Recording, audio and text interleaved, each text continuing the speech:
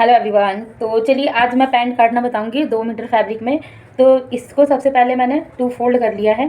Folding वाला जो हिस्सा है वो वाला उधर खुला वाला साइड मेरी तरफ रहेगा, ठीक है। अब जो भी आपका साइज़ हो, जैसे इसकी लेंथ है 34 इंच, तो 1 इंच इंची टेप को ऐसे ऊपर निकालते हुए इसको 34.5 लंबाई है तो मैं 34.5 ही लंबाई पे ऐसे निशान मारूंगी। अब यहाँ से यहाँ पे आसन की लंबाई हम 12 इंच पे लेंगे। जैसे जिस अकॉर्डिंग साइज़ हो, पतली साइज़ हो तो आपको 11.5 पे रखना है, अदरवाइज़ आप 12 पे रख सकते हैं, 1 इंच ऊपर निकालते हुए। अब यहाँ से थाई का नाप लेंगे, तो थाई 27 इंच है, तो इसमें हम थोड़ा सा लूजिंग डालेंगे, तो मैंने 3 इंच लूजिंग डाल दी है। तो यहाँ पे 3 इंच मतलब 27, 28, 29, 30 आ रहा है। 30 आ रहा है तो 30 को आधा करेंगे, यहाँ 15 इंच, तो 15 इंच पे यहाँ हमने निशान लगाया। 2 इंच यहाँ से हम इसको पीछे की साइड निशान लगा लेंगे यहाँ पे। और फिर सेम हमें यहाँ पे भी नापना है 15 इंच।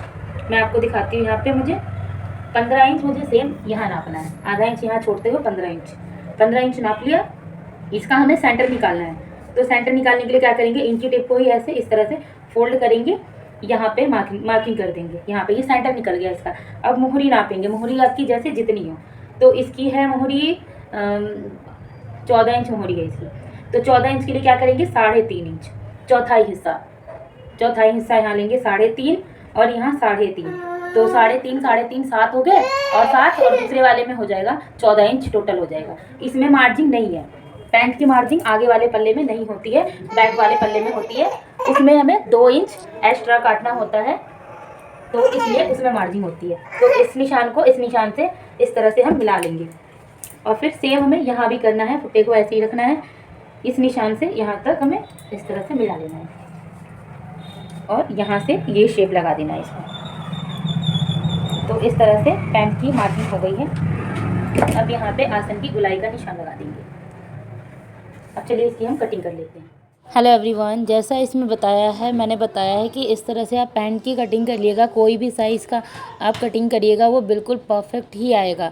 तो आप एक बार ट्राई करके ज़रूर बनाइएगा, और फिर मुझे कमेंट में बताइएगा कि आप लोगों ने बनाया तो कैसा बना है।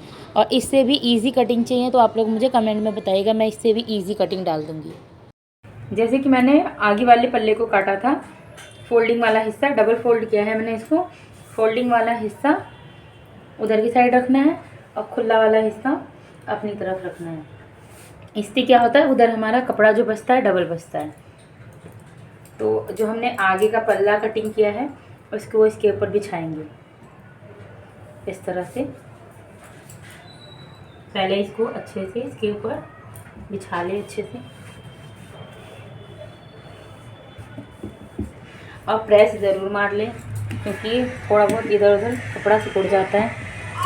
सबसे पहले यहाँ क्या करेंगे, यहाँ की साइड 2 इंच मैं यहाँ पे निशान लगा दी। यहाँ से यहाँ सीधा मिलाना है। बैक का पल्ला 2 इंच बड़ा होता है, तो इसलिए इस तरह से मिलाना है। हमें इस निशान को यहाँ से हमें यहाँ तिरछा निशान इस तरह से लगाना है। ये हो गया। अब यहाँ भी हमें 1 फुट्टा के बराबर इस तरह से हमें एक्स्ट्रा लेना होता है। ये बैक पल्ला है, ये फ्रंट था, ये बैक है। अब यहाँ से क्या करेंगे, हमें 3 इंच मैं यहाँ से ले लूँ, मार्जिन के लिए 3 इंच ले लूँ मैं यहाँ पे। आप 2.5 इंच भी रख सकते हैं, बट थोड़ा सा ज़्यादा मार्जिन चाहिए तो मैं 3 इंच रख रही हूँ यहाँ पे। और सेम हमें यहाँ पे भी लगाना है, यहाँ पे भी हमें 3 इंच ही लेना है। इस निशान को इस तरह से सीधा करेंगे। यहाँ पे 3 इंच मैंने मार्जिन ले लिया, 3 इंच। अब इस निशान को सीधा करते हैं। ये टेढ़ा वाला फुट्टा ले ले इस तरह से, शेव वाला फुट्टा, और इसको इस निशान को इस निशान से इस तरह से मिला देंगे। तो ये मार्जिंग आ गया। इसमें मार्जिंग, आगे के पल्ले में मार्जिंग नहीं होता है, इस वाले में मार्जिंग होता है, जो कि अंदर की साइड जाता है मार्जिंग। अब यहाँ से इसको राउंड शेप दे देंगे इस तरह से। तो आप लोग देखिए, इस तरह से पूरे पैंट का निशान मैंने लगा दिया। अब इसकी कटिंग कर लेते हैं। वीडियो को पूरा देखें, और वीडियो पसंद आए तो चैनल को लाइक, सब्सक्राइब, शेयर, कमेंट करना बिल्कुल ना भूलें। और भी इजी कटिंग चाहिए आपको तो आप लोग कमेंट में मुझे बताइए कि आपको इससे भी इजी कटिंग चाहिए, तो मैं ज़रूर बनाने की कोशिश करूँगी इससे भी इजी कटिंग। और अपलोड भी करूँगी, तो आप लोग ज़रूर देखिए और कटिंग करिए और बनाइए और मुझे कमेंट में बताइए।